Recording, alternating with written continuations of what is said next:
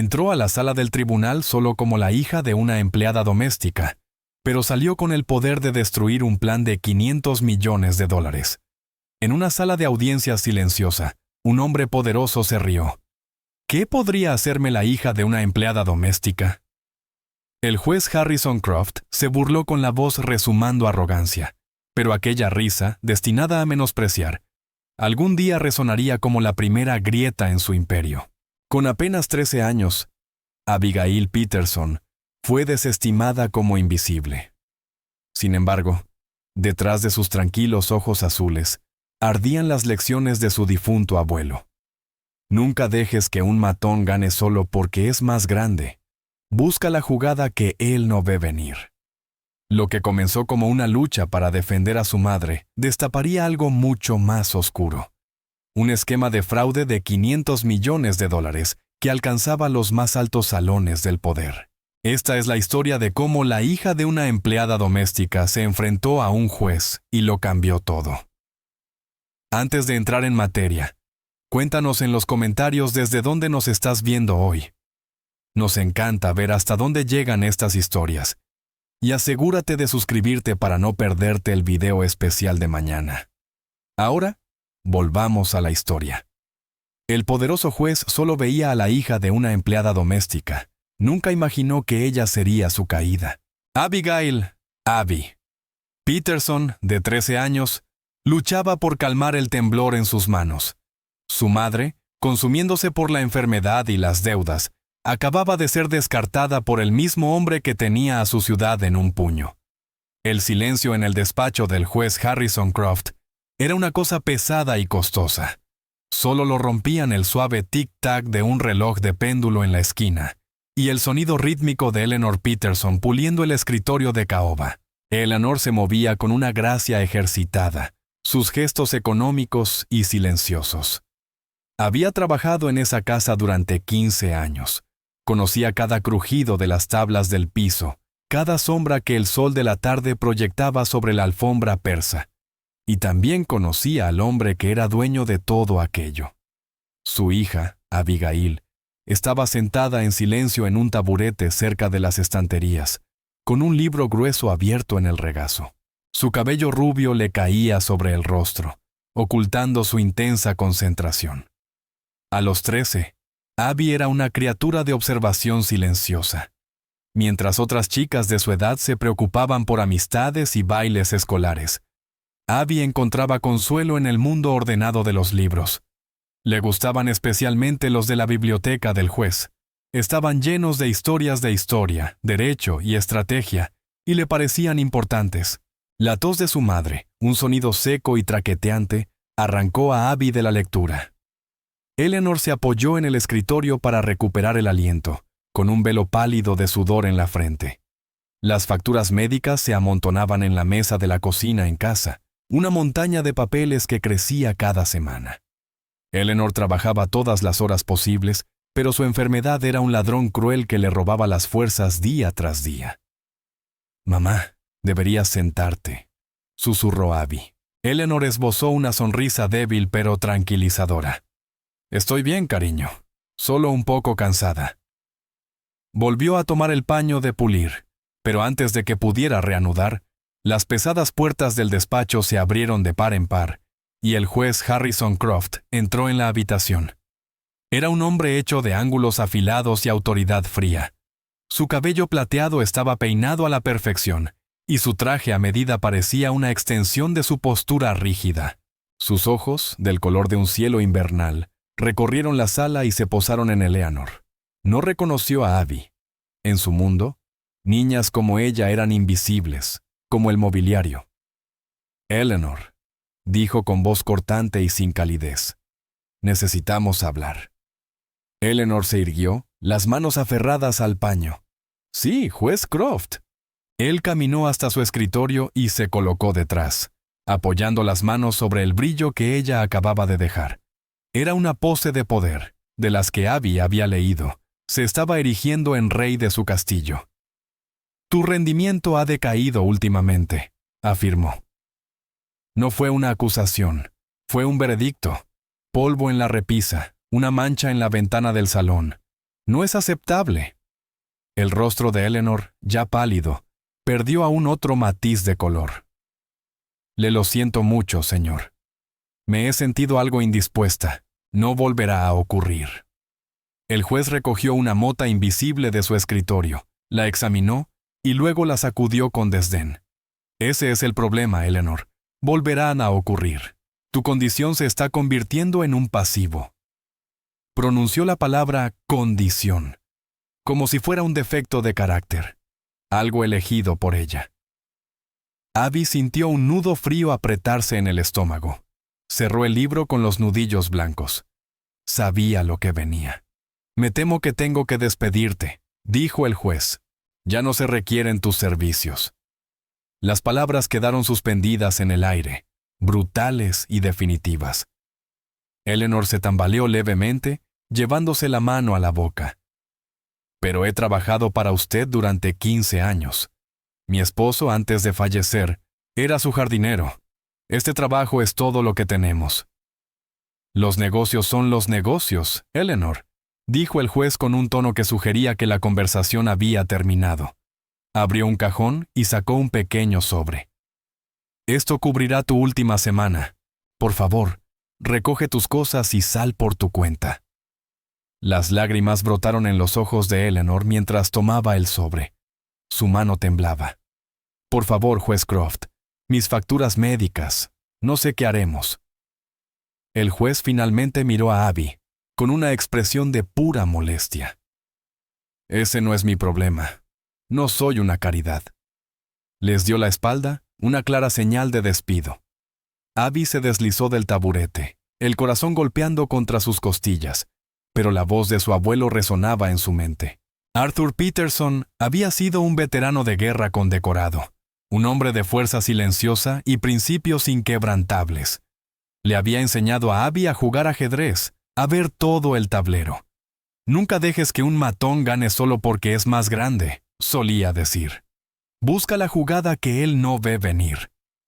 Caminó hacia adelante hasta quedar de pie junto a su madre. Su voz, cuando habló, fue firme y clara, cortando el pesado silencio. Usted no puede hacer esto, dijo.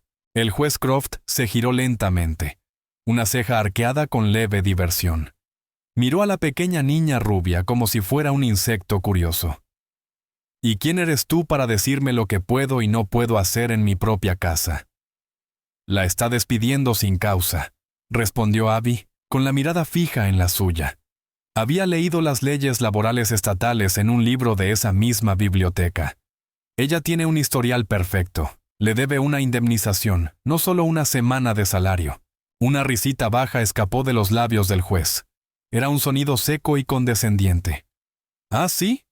Una erudita legal de 13 años en mi despacho. ¡Qué encantador! Se inclinó hacia adelante, bajando la voz hasta un gruñido bajo e intimidante. Lleva a tu madre y vete. No me hagas llamar a seguridad. Eleanor tiró suavemente del brazo de Abby. Abby, por favor, vámonos. Pero Abby no se movió. Mantuvo la mirada del poderoso juez. Esto no ha terminado, dijo, con una convicción mucho más antigua que sus años. El juez Croft volvió a reír, esta vez con un estruendo completo. Sacudió la cabeza como si no pudiera creerlo. Oh, te aseguro, dijo, señalando hacia la puerta, que sí lo está. Cuando salieron de la gran casa por última vez, el peso de la risa del juez la siguió. Él veía a una criada y a su hija, un problema fácilmente descartable. No podía ver la mente trabajando detrás de los decididos ojos azules de Abby. No podía ver la memoria de un soldado que enseñó a su nieta a luchar. Y ciertamente, no podía ver la cadena de acontecimientos que acababa de poner en marcha. Una cadena que desmoronaría todo su mundo. La batalla apenas comenzaba.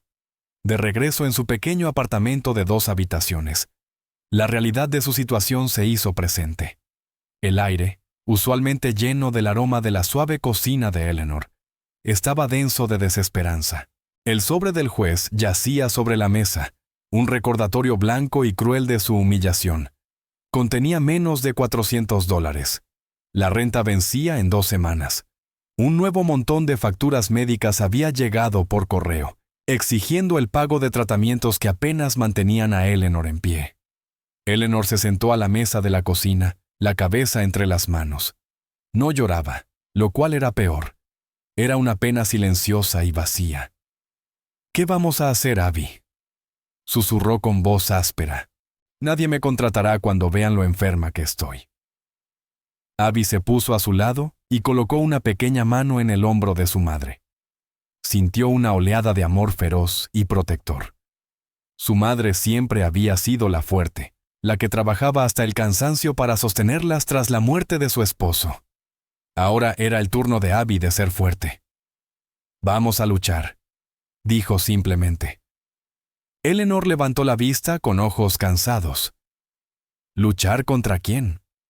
«Contra él, mamá. Él es un juez. Él es la ley. ¿Qué podemos hacer nosotras?» «Él solo es un hombre», respondió Abby con voz firme. «Y rompió las reglas. Voy a hacer que las arregle». Durante los días siguientes, Abby se convirtió en un torbellino de energía enfocada. Pasó horas en la biblioteca pública usando sus computadoras para investigar los procedimientos de los tribunales de reclamos menores. La bibliotecaria, una mujer amable llamada señora Gable, la observaba con curiosidad. Veía a una niña devorando textos legales que harían girar la cabeza a cualquier estudiante de derecho. ¿Trabajando en un proyecto escolar?, preguntó la señora Gable una tarde, colocando un vaso de agua en la mesa de Abby. «Algo así», respondió Abby, sin apartar la vista de la pantalla. Estaba leyendo sobre plazos de presentación y entrega de pruebas. Reunió meticulosamente cada pieza del historial laboral de su madre. Recibos de sueldo que mostraban 15 años de servicio leal. Antiguas evaluaciones de desempeño firmadas por el propio juez Croft, llenas de elogios a la diligencia y honestidad de su madre. Incluso una pequeña foto enmarcada de su padre junto al juez en un picnic de la empresa años atrás, ambos sonriendo, un relicario de otra vida. Cuando tuvo todo organizado en una carpeta prolija, se acercó a su madre. «Mamá, necesito que firmes esto», dijo, extendiendo un formulario de presentación ante el Tribunal de Reclamos Menores. Eleanor lo miró, con los ojos abiertos por una mezcla de miedo y asombro. «Abby, ¿estás segura de esto? ¿Y si lo enfadamos más?» «Es un abusador, mamá», dijo Abby repitiendo las palabras de su abuelo. «Los abusadores cuentan con que tengas miedo. Tenemos que demostrarle que no lo tenemos». Con vacilación, Eleanor tomó la pluma y firmó su nombre. Una semana después, se entregó una citación al juez Harrison Croft. El aviso le informaba que estaba siendo demandado en el Tribunal de Reclamos Menores por su exempleada doméstica, Eleanor Peterson, por despido injustificado y falta de pago de indemnización. La noticia de la demanda se propagó por los círculos sociales del juez. Se veía como una broma, una empleada demandando a un poderoso juez federal. La osadía resultaba risible. El propio Croft lo trató como una molestia menor, un mosquito que debía aplastarse. Contrató a un abogado, un hombre astuto llamado señor Davis, para manejar el asunto. El juez ni siquiera planeaba presentarse, estaba por debajo de él. Llegó el día de la audiencia. La sala de reclamos menores era un lugar insípido e impersonal, con paredes beige y bancos de madera gastados. Olía vagamente a café rancio y ansiedad. Eleanor se sentó junto a Abby en la mesa de los demandantes. Llevaba su mejor vestido de iglesia y apretaba tanto el bolso que los nudillos se le pusieron blancos. Se veía pequeña y frágil bajo las luces fluorescentes. Abby, en cambio, era la imagen de la concentración tranquila. Vestía un sencillo vestido azul, con el cabello rubio recogido en una coleta ordenada. Tenía su carpeta de documentos perfectamente dispuesta frente a ella. Parecía una niña jugando a disfrazarse de abogada, pero en sus ojos había la seriedad de una letrada experimentada. La mesa de la defensa estaba ocupada por el señor Davis. Era un hombre que destilaba una confianza engreída. Miraba constantemente a Abby con una sonrisa burlona, sacudiendo levemente la cabeza, como si no pudiera creer lo absurdo de todo aquello. Entró el juez a cargo. Era un hombre mayor llamado juez Miles Thompson. Se veía cansado, pero justo. Leyó el expediente y luego miró por encima de sus gafas a las dos mesas. Caso número 34B. Peterson contra Croft, anunció. ¿Está presente la demandante, Eleanor Peterson? Eleanor se puso de pie con piernas temblorosas. Sí, su señoría. ¿Y está presente el demandado Harrison Croft? El señor Davis se levantó. Su señoría, soy Marcus Davis. Represento al juez Croft. Mi cliente tenía un asunto judicial urgente y no pudo asistir. El juez Thompson frunció el ceño, claramente poco impresionado. Ya veo. ¿Y quién hablará en nombre de la demandante? Abby se levantó. Yo lo haré, su señoría. Un murmullo recorrió la pequeña galería de espectadores. El señor Davis soltó una carcajada breve e incrédula. El juez Thompson la miró fijamente. ¿Y tú eres? Soy Abigail Peterson, su señoría. Soy la hija de la demandante. El juez se inclinó hacia adelante, con una expresión de confusión e impaciencia. Jovencita, esto es un tribunal de justicia, no una obra escolar. No puedes representar a tu madre. Eres una niña. Con el debido respeto, su señoría, dijo Abby con voz clara y firme. Las reglas del Tribunal de Reclamos Menores en este estado permiten que una persona sea representada por un miembro de la familia con el permiso del tribunal, especialmente en casos de dificultad. Mi madre está enferma y bajo gran presión. Yo he preparado el caso. Habló con tal autoridad que el juez Thompson quedó momentáneamente desconcertado. Miró a Eleanor, quien asintió tímidamente. ¿Es este su deseo, señora Peterson? Sí, su señoría, susurró Eleanor. El juez suspiró frotándose las sienes. Esto es muy irregular, pero lo permitiré por ahora. Proceda, señorita Peterson, exponga su caso. El señor Davis seguía sonriendo con suficiencia. Aquello iba a ser aún más divertido de lo que había pensado. Abby respiró hondo. Gracias, su señoría. Mi madre, Eleanor Peterson, fue empleada como ama de llaves por el juez Harrison Croft durante 15 años. En todo ese tiempo, nunca recibió una sola queja sobre su trabajo. Tenemos copias de sus evaluaciones de desempeño que lo prueban. Deslizó un conjunto de documentos sobre la mesa. El día 14 del mes pasado, el juez Croft despidió a mi madre sin previo aviso. Alegó que su rendimiento estaba decayendo. Le dio una semana de pago y le dijo que se fuera. Según la ley estatal, un empleado con su antigüedad, despedido sin causa documentada, tiene derecho a indemnización. Solicitamos al tribunal que otorgue a mi madre la indemnización que se le debe, que equivale a 15 semanas de salario. Expuso su caso con hechos simples e innegables. Fue clara, concisa y profesional. La sonrisa del señor Davis comenzó a desvanecerse ligeramente. Cuando terminó, el juez Thompson se volvió hacia la defensa. Señor Davis, su respuesta. El abogado se puso de pie, enderezando su corbata. Su señoría, aunque mi cliente aprecia los años de servicio de la señora Peterson, su despido no fue sin causa. De hecho, estuvo más que justificado. Hizo una pausa para dar efecto dramático. Mi cliente, el juez Croft, despidió a la señora Peterson porque ella le estaba robando. Un jadeo colectivo recorrió la sala. El rostro de Eleanor se puso blanco de sorpresa. «¡Eso no es cierto!», exclamó. «¡Silencio!», ordenó el juez Thompson, golpeando con el mazo. El corazón de Abby latía con fuerza, pero mantuvo el rostro neutral. Era una jugada que no había anticipado. Una mentira tan descarada, tan cruel, continuó el señor Davis con voz impregnada de falsa compasión.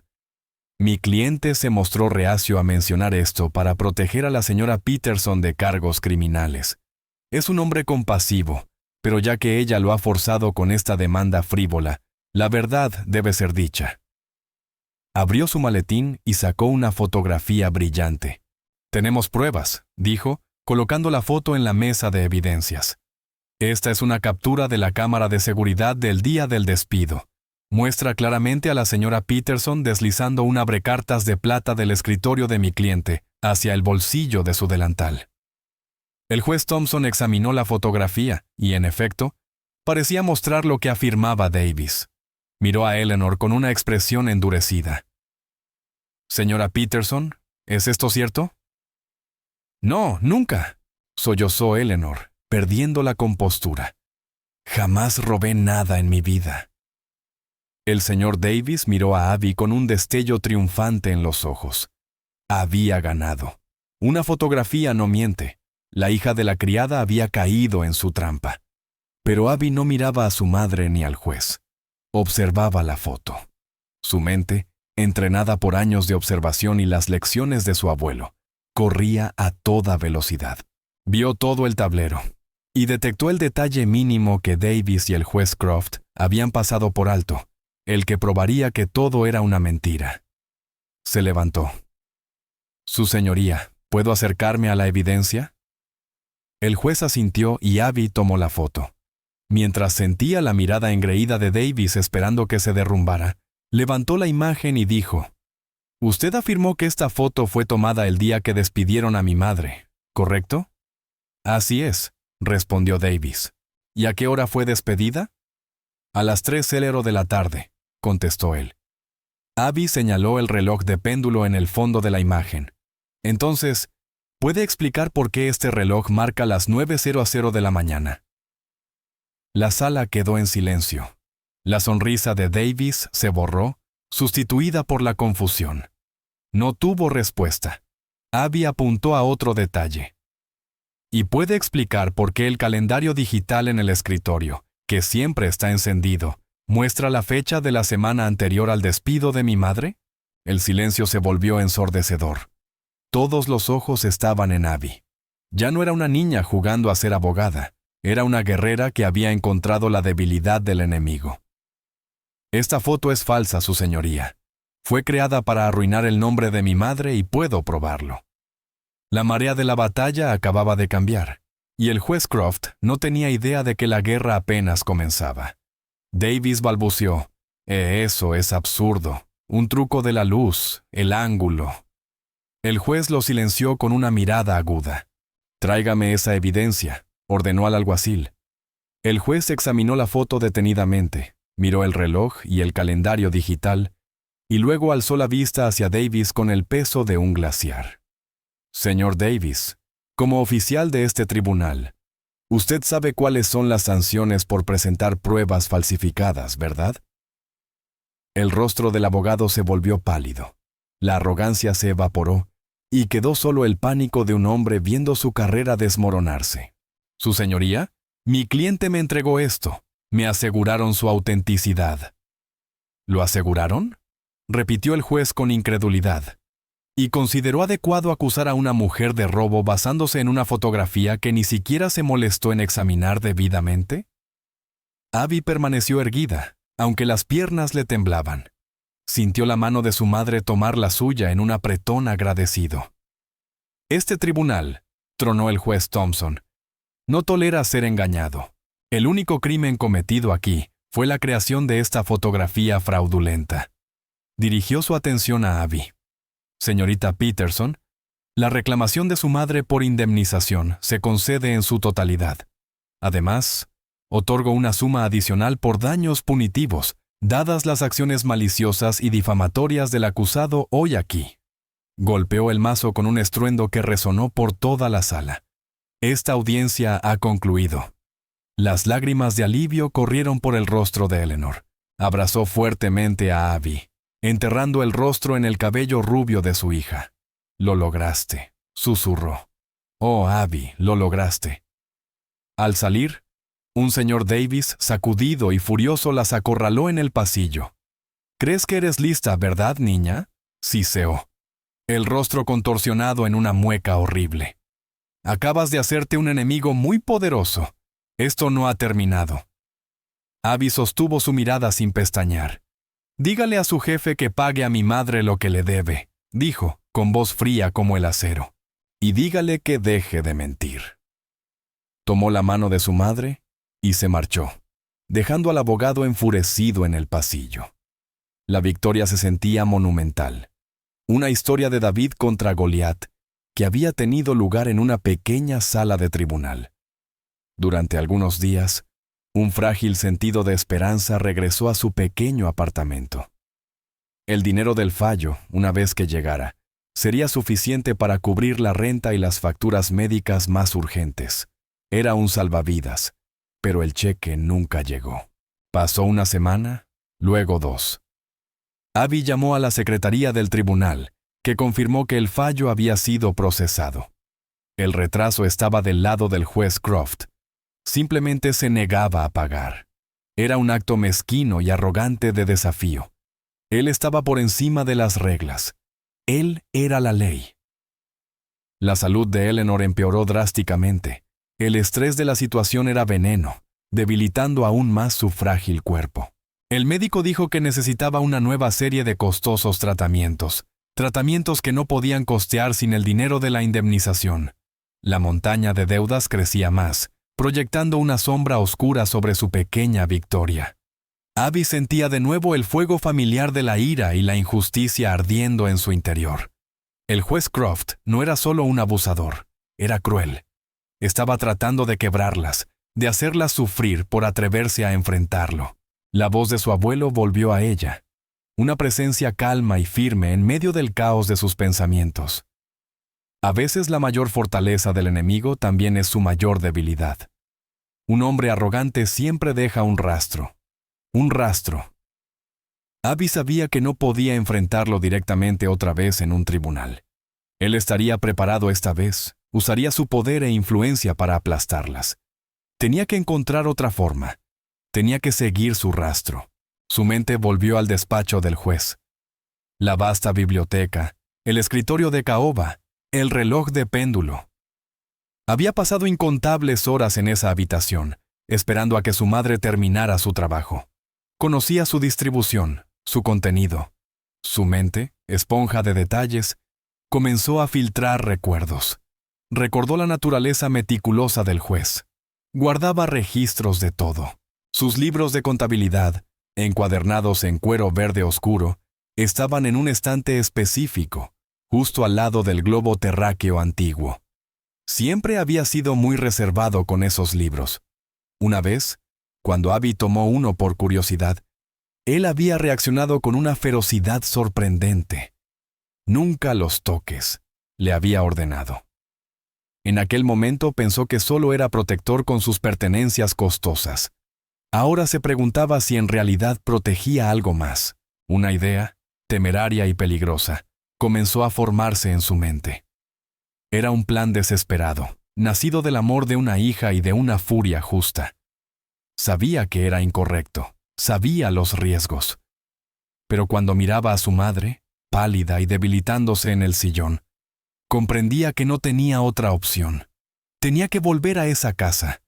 Tenía que ver qué escondían esos libros de cuero verde. La finca Croft era una fortaleza, muros altos, cámaras de seguridad y un sistema de alarma de última generación. Entrar a la fuerza era imposible. Pero Abby no pensaba en irrumpir. Pensaba en ser dejada entrar. El juez organizaba una gala benéfica anual en su casa. Era un gran evento social al que asistían las figuras más ricas y poderosas de la ciudad. También era servido por una empresa de catering que contrataba personal temporal. Con lo último de su dinero de emergencia, Abby compró un sencillo uniforme blanco y negro en una tienda de segunda mano. Encontró el nombre de la empresa de catering en línea, y con un poco de ingeniosa ingeniería social, hizo una llamada fingiendo ser una estudiante de cocina, confirmando una práctica laboral. Así supo la hora de llegada del personal del evento. La noche de la gala, Abby puso en marcha su plan. El corazón le golpeaba en el pecho mientras se deslizaba entre la fila de empleados que llegaban por la entrada de servicio. Era un fantasma, una niña pequeña en un uniforme sencillo, con el rostro oculto tras la bandeja de copas de champán que cargaba.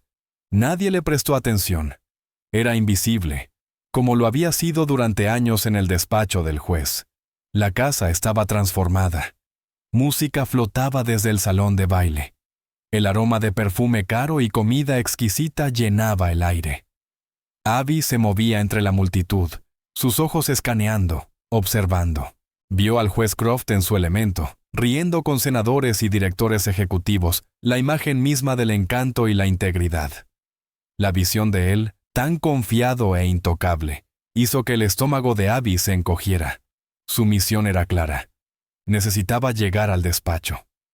Estaba en el segundo piso, al final del ala oeste, un santuario privado al que los invitados no tenían acceso.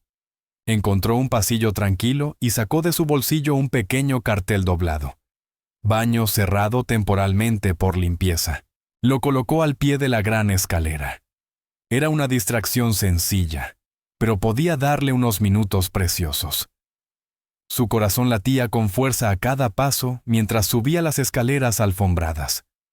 La música y las risas de la fiesta abajo comenzaron a desvanecerse, reemplazadas por el pesado y solemne silencio de los aposentos privados. Llegó a la puerta del despacho. No estaba cerrada con llave. Se deslizó dentro y cerró suavemente la puerta tras ella. La habitación estaba tal como la recordaba. El olor a libros antiguos y cera de limón.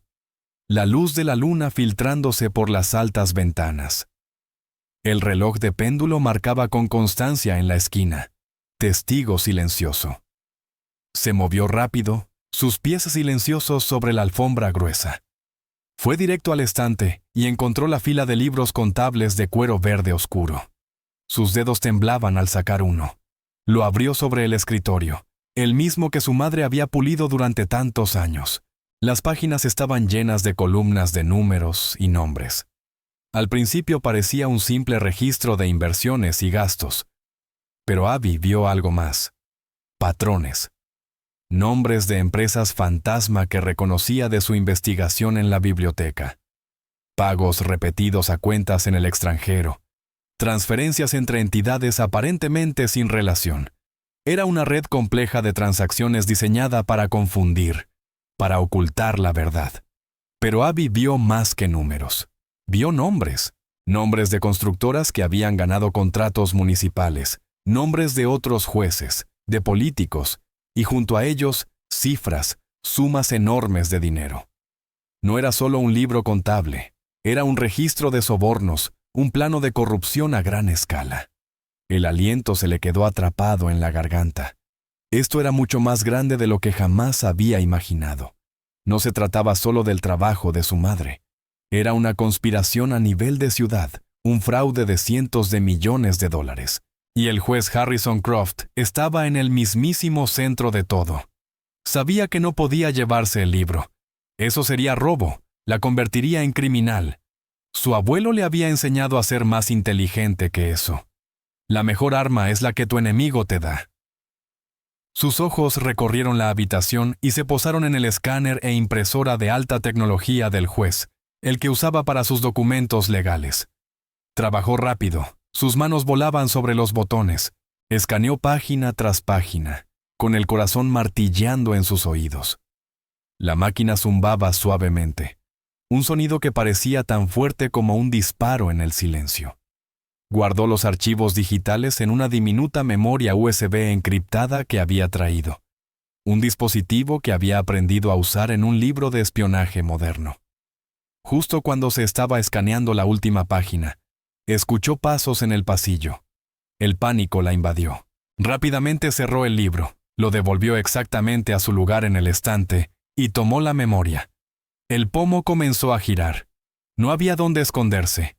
La sala era amplia, con pocos muebles donde pudiera ocultarse siquiera una niña. Hizo lo único que se le ocurrió. Se lanzó detrás de las pesadas cortinas de terciopelo que flanqueaban la gran ventana, presionándose contra el cristal frío. La puerta se abrió y el juez Croft entró. No estaba solo. Con él venía otro hombre, un rostro que Abby reconoció por las noticias. Era el senador Thompson, un hombre que predicaba valores familiares y responsabilidad fiscal. «Te lo digo, Harrison, la investigación se está acercando demasiado», dijo el senador, su voz baja y preocupada. «Esa reportera, esa mujer Miller, está hurgando en los contratos de obras públicas. Está haciendo preguntas sobre el proceso de licitación». El juez Croft caminó hasta su escritorio y sirvió 2 copas de brandy. Le entregó una al senador. Que investigue, dijo el juez con voz tranquila y arrogante.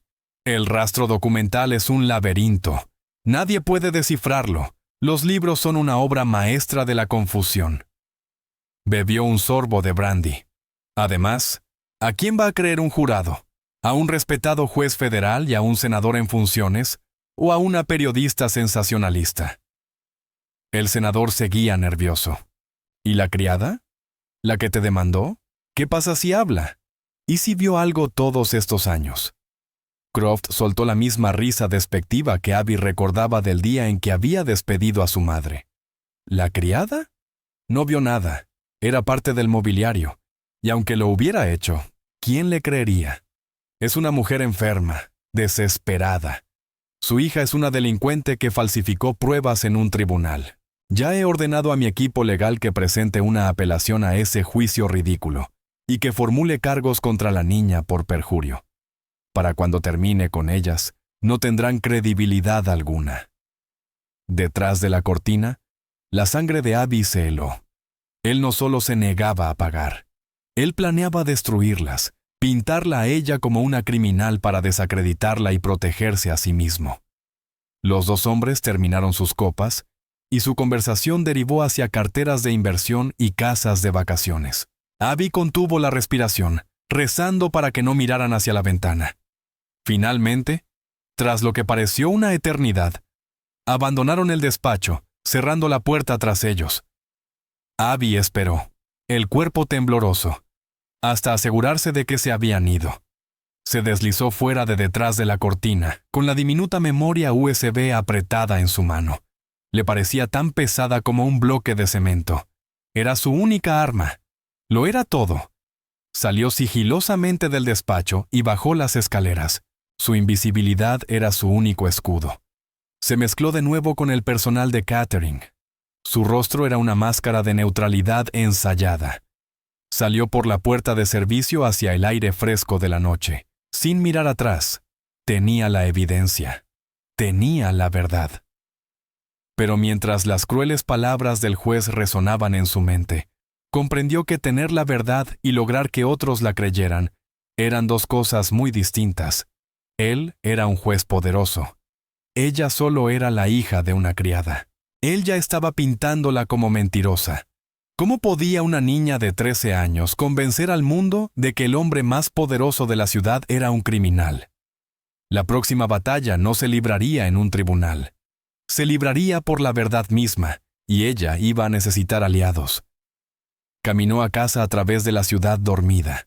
La adrenalina de su infiltración fue cediendo lentamente a un cansancio profundo y a un miedo helador. Las palabras del juez resonaban en su cabeza. Su hija es una delincuente. Ya he ordenado que presenten cargos por perjurio contra ella. No solo iba a luchar contra ella, iba a borrarla.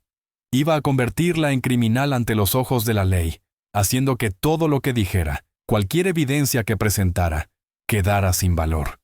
Sabía que no podía acudir a la policía. Los libros contables implicaban a docenas de personas poderosas, incluidos agentes de policía y fiscales. El sistema no solo estaba roto, estaba comprado. Entregar la memoria a las autoridades sería como devolverle un arma a su enemigo. Solo había un nombre que ofrecía una pizca de esperanza. Miller, la periodista a la que el senador temía. Esa reportera, esa mujer Miller, está hurgando, había dicho. Miller ya estaba en la pista, solo no tenía el mapa. Abby tenía el mapa. A la mañana siguiente, Abby la encontró en la biblioteca pública, no en persona, sino en los archivos digitales. Su nombre era Rachel Miller, periodista de investigación del periódico independiente más grande de la ciudad, The Clarion. Tenía fama de ser implacable, un sabueso que se aferraba a las historias de corrupción pública y no soltaba hasta derribarlas. Había destituido a un concejal por sobornos y expuesto a un empresario que contaminaba un río local. Era exactamente la aliada que Abby necesitaba. Encontrarla era una cosa, contactarla era otra. Abby no podía simplemente presentarse en las oficinas del Clarion. El juez Croft tendría gente vigilando y escuchando. Su abuelo le había contado historias de la guerra, sobre códigos y puntos muertos, sobre cómo pasar información de forma segura cuando el enemigo estaba en todas partes. Tendría que ser igual de cuidadosa. Creó una cuenta de correo anónima en la biblioteca, usando una computadora pública y una serie de servidores proxy para ocultar su ubicación, una técnica que había aprendido en uno de los libros de ciberseguridad del propio juez. Escribió un mensaje breve y críptico a la dirección pública de Rachel Miller. Asunto: un mapa para tu viaje. Mensaje: estás excavando en busca de un tesoro, pero estás en la parte equivocada del bosque. El verdadero tesoro está enterrado mucho más profundo, al pie del árbol más viejo. Puedo darte el mapa si lo quieres. Publica un pequeño anuncio en los clasificados de tu periódico. El anuncio debe ser por un relicario de oro perdido. Valor sentimental. Incluye un número de teléfono de un celular desechable. Llamaré el martes a las 3 p.m. Ven sola. Presionó enviar, con el dedo flotando un momento sobre el ratón. Eso era todo. Estaba saliendo de las sombras. El riesgo era inmenso. ¿Y si Miller también era corrupta? ¿Y si entregaba la información al juez?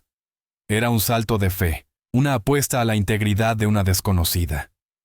Durante 2 días, Abby vivió en un estado de ansiedad suspendida. Revisaba la edición digital del Clarion cada hora. Su madre, Eleanor, notó el cambio en ella. Abby estaba callada, retraída, con el peso de su secreto visible en sus pequeños hombros. «Abby, ¿qué pasa?», preguntó Eleanor, con voz llena de preocupación. «Casi no has comido. ¿Es por el juez? ¿Por el dinero?».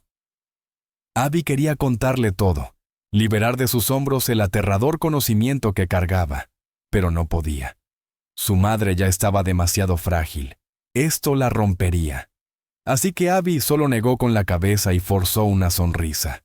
«Solo estoy pensando, mamá. Estoy trabajando en un nuevo plan». El domingo por la mañana apareció escondido en los clasificados entre un anuncio de una cortadora de césped usada y otro de un loro perdido. Un pequeño aviso de 2 líneas. Relicario de oro perdido. Valor sentimental. Si lo encuentra, por favor llame al 555182. El corazón de Abby dio un brinco. Rachel Miller había recibido el mensaje. La reunión estaba en marcha. Los siguientes 2 días fueron los más largos de la vida de Abby. Compró un teléfono desechable barato con el último dinero que le quedaba.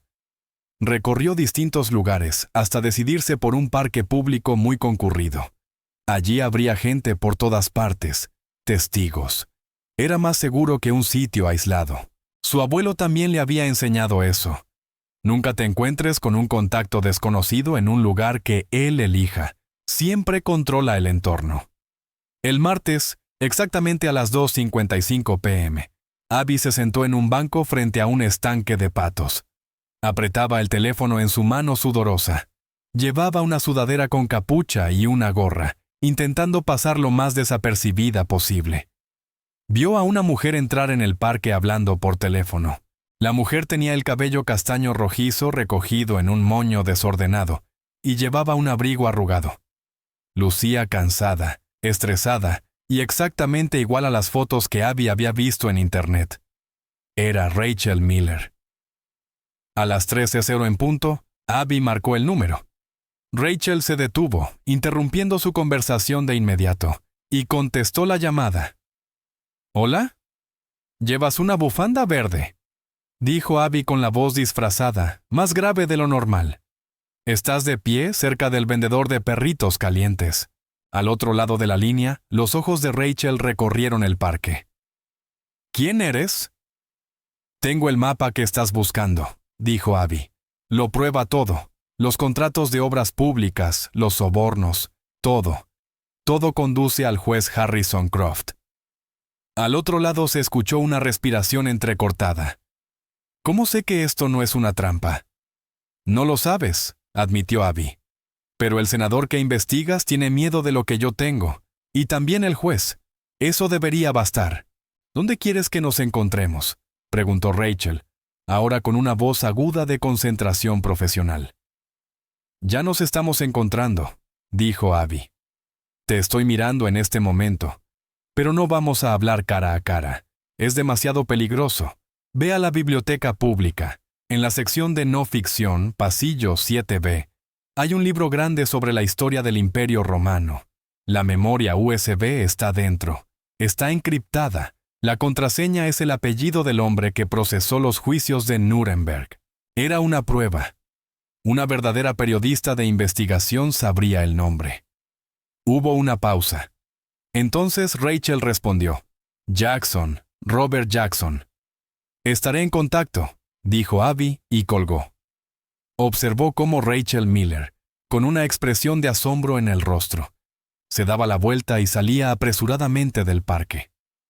Abby esperó 10 minutos completos, asegurándose de que nadie la seguía, antes de desaparecer entre la multitud, un fantasma en la tarde.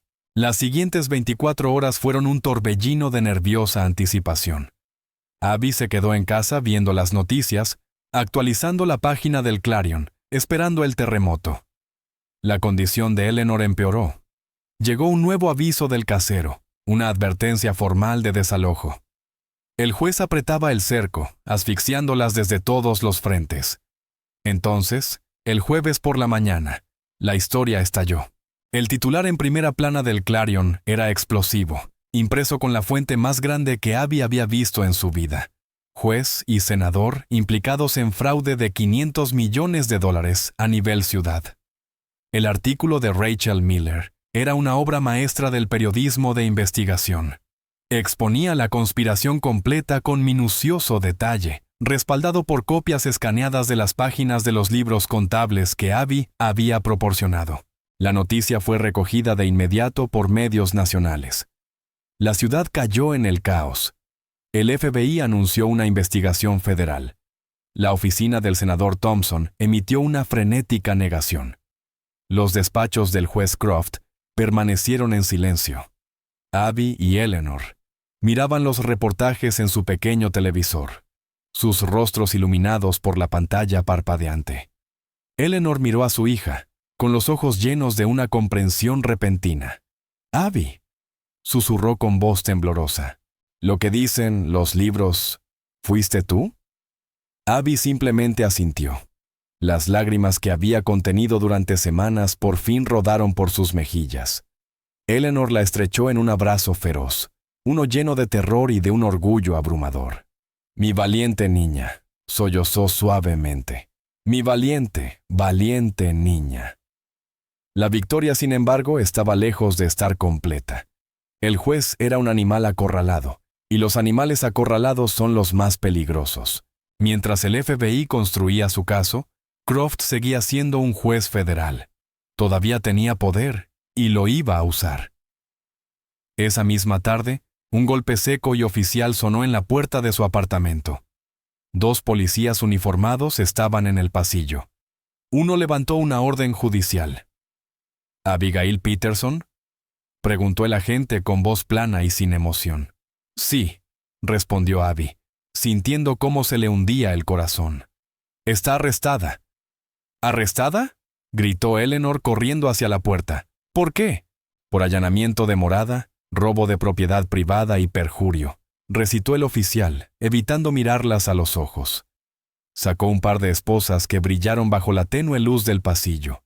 El metal frío brillaba bajo la tenue luz del pasillo. El juez Croft estaba haciendo su jugada. No podía ganar en la corte de la opinión pública, así que ibas a arrastrar a Abby a su corte, aquella en la que aún hacía las reglas, y destruirla. La heroína de la ciudad estaba a punto de ser marcada como una delincuente común. Su madre lanzó un grito desgarrador e intentó avanzar, pero el segundo oficial levantó una mano firme para detenerla. «No pueden hacer esto.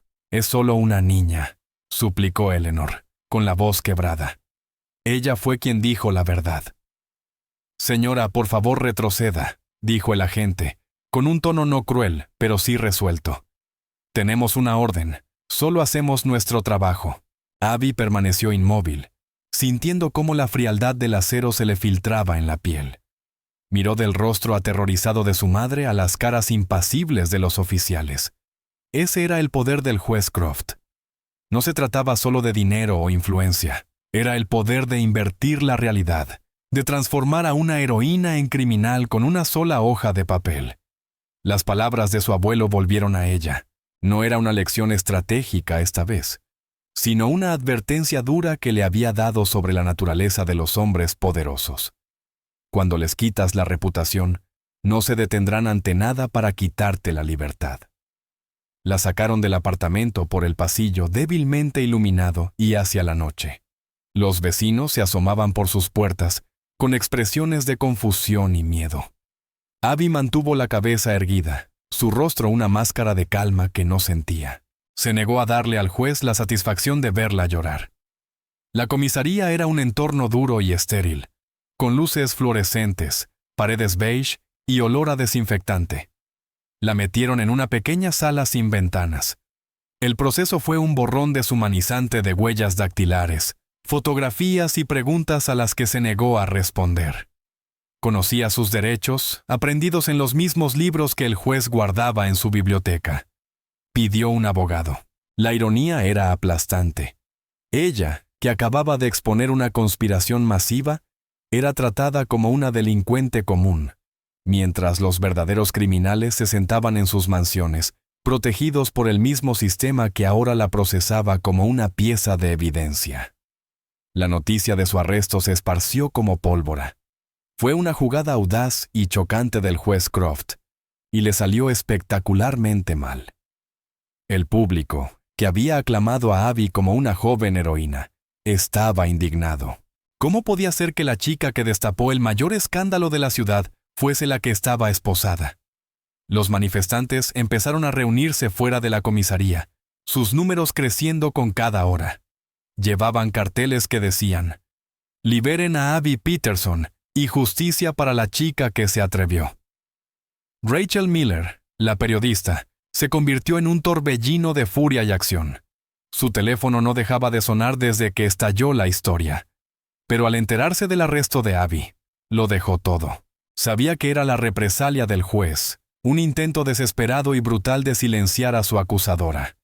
Llamó al mejor abogado de la ciudad, una leyenda de los derechos civiles llamado Samuel Page. Samuel Page era un hombre de unos 60 años, con cabello blanco y ojos que habían visto lo peor y lo mejor de la humanidad. Había dedicado su vida a luchar por los desfavorecidos, por los sin voz, por las víctimas de un sistema que a menudo favorecía a los ricos y poderosos. Había leído la historia de Rachel y ya estaba cautivado por el caso. La noticia del arresto de la niña de 13 años fue toda la motivación que necesitaba. Llegó a la comisaría poco después de la medianoche, y su sola presencia impuso respeto inmediato. Entró en la pequeña sala donde retenían a Abby. Ella levantó la vista, el rostro pálido, pero los ojos desafiantes. «Abigail Peterson», dijo él, con una voz profunda y tranquilizadora. «Mi nombre es Samuel Page. Soy tu abogado». Por primera vez en toda esa noche, Abby sintió un destello de esperanza. Ya no estaba sola. A la mañana siguiente, la audiencia inicial de Abby fue la noticia más grande del país. La sala del tribunal estaba llena de reporteros, cámaras de televisión y simpatizantes. Cuando Abby entró, aún con su sudadera y vaqueros, un murmullo de apoyo recorrió la galería. Se veía tan pequeña, tan joven, de pie ante el estrado de la jueza. El juez Croft, por supuesto, no presidía. Quien estaba en el estrado era una mujer llamada María Sánchez, conocida por su aguda inteligencia y su carácter firme. El fiscal, un hombre elegido cuidadosamente por los aliados de Croft en la oficina del fiscal de distrito, presentó los cargos con dramatismo: allanamiento de morada, robo y perjurio. Pintó a Abby como una niña problemática, una delincuente, una mentirosa que había inventado una historia descabellada para difamar a un juez respetado. Cuando terminó, Samuel Page se puso de pie. No fue dramático, fue calmado. Su voz estaba llena de una ira tranquila y justa. «Su señoría», comenzó, «lo que la fiscalía acaba de describir no es una serie de crímenes. Es una obra de ficción, un relato desesperado y malicioso fabricado por un hombre culpable, Harrison Croft, para intimidar a una testigo en una investigación federal. Y miró directamente al fiscal.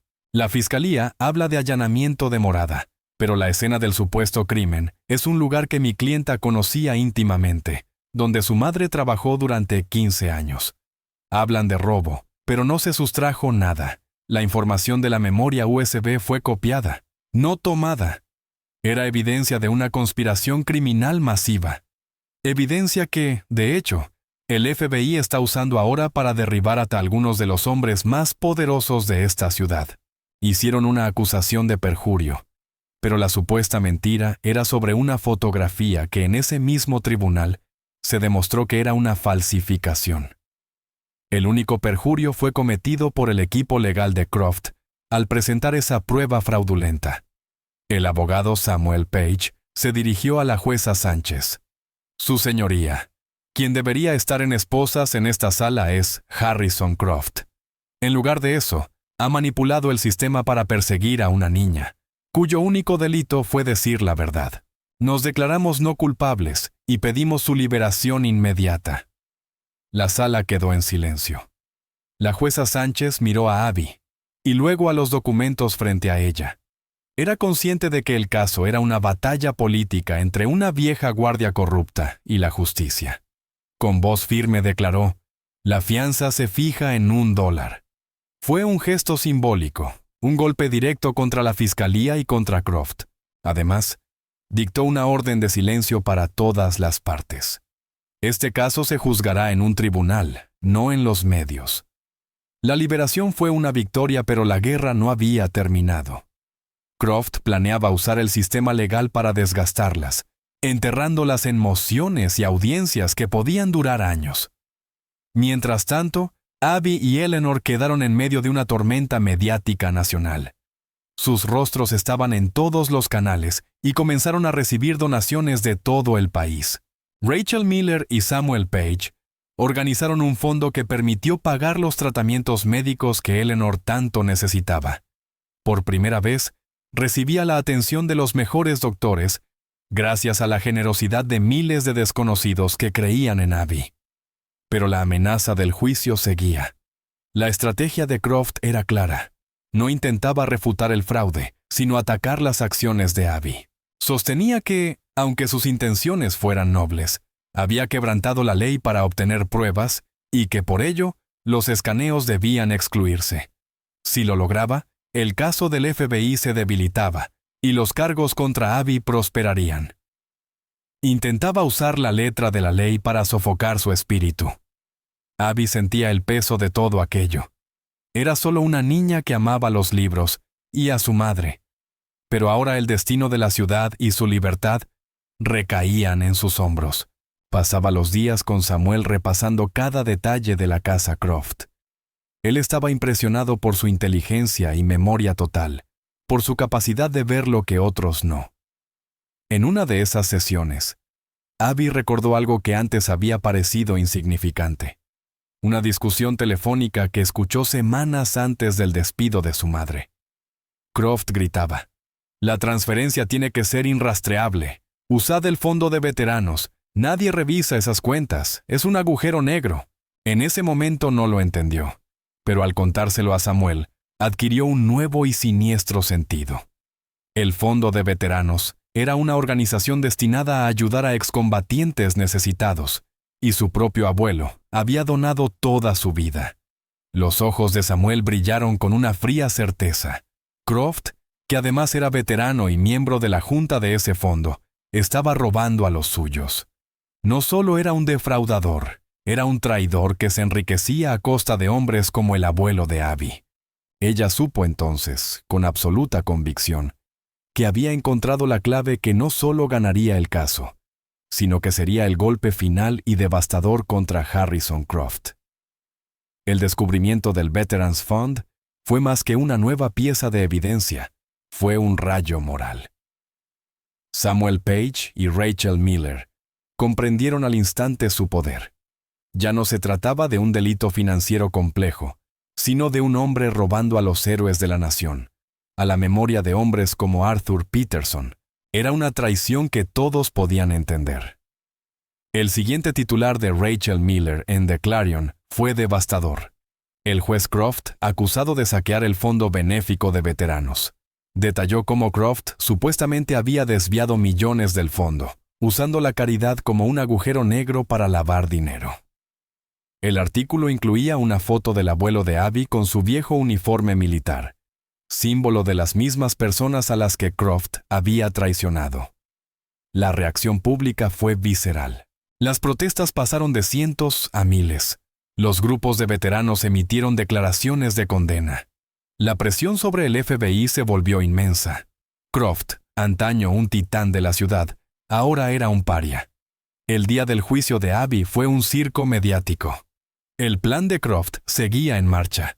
Condenar a Abby, desacreditarla como testigo y envenenar la evidencia que había descubierto. La fiscalía presentó su caso primero, construyendo metódicamente un argumento de que, según la estricta letra de la ley, Abby era culpable. Se apoyaban en un principio legal frío. Los fines no justifican los medios. Entonces, Samuel Page se levantó. La defensa llama a Abigail Peterson al estrado. Un silencio cayó mientras Abby caminaba hacia el estrado de los testigos. Parecía pequeña en la gran silla de madera, pero al prestar juramento su voz fue clara y firme. Samuel empezó con suavidad, preguntando por su madre y su abuelo, pintando un cuadro no de intención criminal, sino del amor desesperado de una hija. Abby, preguntó, ¿por qué volviste a la casa del juez Croft esa noche? Abby miró al jurado. Porque intentaba destruir a mi madre, dijo. Mintió sobre ella e iban a acusarme a mí de ser una criminal solo por decir la verdad. Sabía que era un abusador, pero comprendí que era algo mucho peor. Tenía que descubrir por qué. Samuel la guió a través del descubrimiento de los libros contables. Ella explicó el complejo fraude en términos simples, mostrando toda su extraordinaria inteligencia. Finalmente, le preguntó por el Veterans Fund. Abby relató cómo escuchó al juez Croft gritar por teléfono, hablando de usar el fondo como un agujero negro. Una ola de repulsión recorrió la sala. El contrainterrogatorio del fiscal fue brutal. Intentó torcer sus palabras para retratarla como una niña vengativa que se creía por encima de la ley. Admites que entraste en una residencia privada, ¿verdad? Tronó. Entré por una puerta sin llave para encontrar la verdad, respondió Abby con calma. Admites que copiaste registros financieros privados.